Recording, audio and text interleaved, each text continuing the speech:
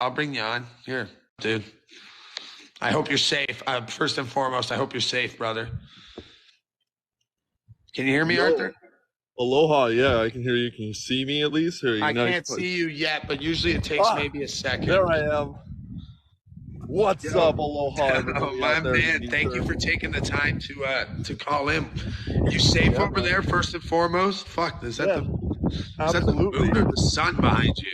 Oh, that is actually a light. Okay, that makes sense. I'm in the Polynesian Cultural Center on the north shore of Oahu right now. Okay. Conducting a charter. Look at all these tourists over here at the Polynesian Cultural Center. No shit.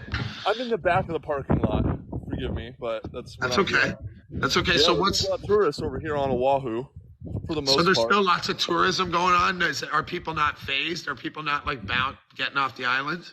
Oh, no, you can absolutely go to Maui if you want. Flights are only $25 from Oahu right now. What the fuck? Yeah, Governor Green is still allowing tourists to go to Maui. I have a couple photojournalists that are in Maui right now trying to get some clout doing that, but the locals don't like that at all. No shit. At all, because, Maui is now like in Lahaina as a mourning ground. They get the tourists out there snorkeling, and then they're in a state of mourning in Maui. So they don't like seeing that over there. I'll tell you what. It seems pretty fucking inconsiderate.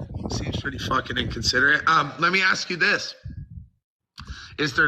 What do you think? Like, is it a fair thing to assume, like, I saw pictures of the tree line, like the trees growing over the power lines. Do you think it was just a simple corporate malfeasance and negligence?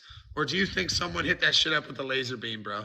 I would really like to say it was a laser beam. It was definitely a coordinated attack.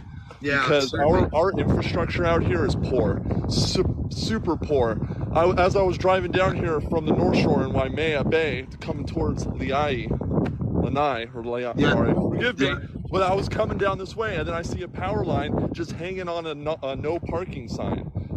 So Governor Green, we do not have the infrastructure over there to even take on electric cars. So what I'm saying is, it was definitely because of hurricane force winds that knocked over a power pole that caused the initial fire. But then not having the power turned on to the local residents and the water early stages, and there was no early alarm going off. So everybody had little to no warning that it happened. That was the thing too, man. I noticed that. It was like out of nowhere. I'm just seeing stories like, yeah, Maui's gone. Maui's completely burned to the ground. There was no fucking lead up. There was no nothing. It happens like that. Can I ask you this, Arthur? Was there no fucking precipitation with the hurricane? Was there no wetness to it? Like, what was it? It was just heavy winds. Just heavy winds. It's been really dry right now. We're in a dry season. It's just everywhere. It's just how it is. It's dry. I've been on the islands collectively for 20 years. I've seen drier summers than this. But it's just the infrastructure and not enough maintenance on our power grid that really fucked it up. So you've been there, you said you've been there 20 years, Arthur, so you've seen fires. What makes this one different in your opinion? The loss of tragedy, the loss of life, and the no warning. Because usually we have some kind of warning going off, but we get a tsunami and a hurricane warning once every month on the 1st, a loud siren. So there should be no excuse for the alarm system to go off over there. They should have had it, and they had none. They had no alarms.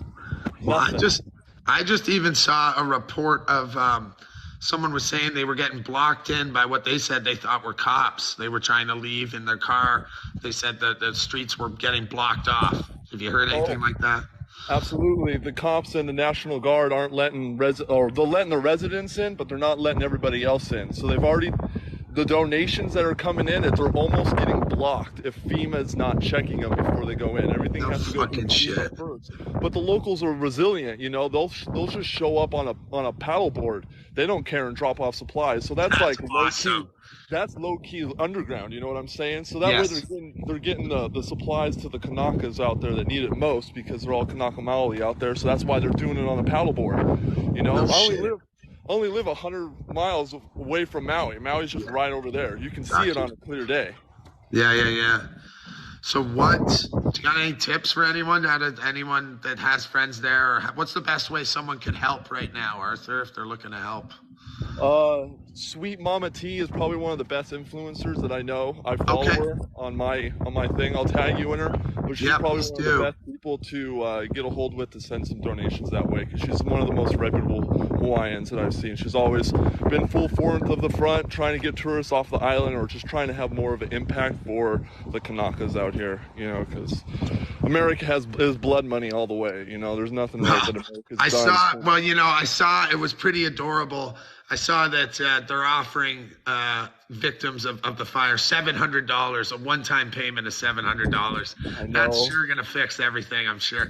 How much it's just so fucking, fun. and how much did we just give Ukraine? I mean, I know we all know. I know we all know what the fuck's going on here, but Jesus Christ, guys, this is not fair. This is not right.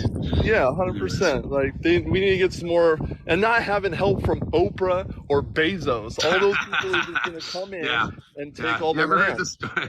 Yeah, that's like taking the hand. That's the hand that's poisoned you right there. You know what I'm saying? I mean, I love how they showed up right on time. Right on time. Right? God bless Like, their here's hearts, this pillow, guys. I got a whole Yeah. camera crew. Hey. We're gonna do the influencer thing right now. Here's a Oh pillow. my You guys God. need some help? I got some Clorox wipes. Here you go. Y'all get one.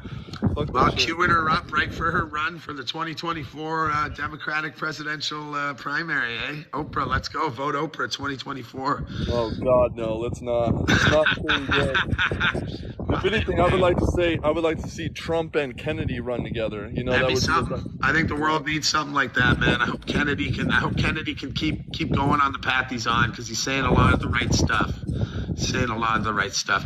Is there one last question for you, Arthur? Are there any fires still burning that you know of? Just small controlled burns, like where I'm on Oahu, and there was at least 3 fires in the last month, and they weren't even publicized. They had the highway shut down. All of Oahu is like a parking lot. So there's fires, they're just not being covered. Okay.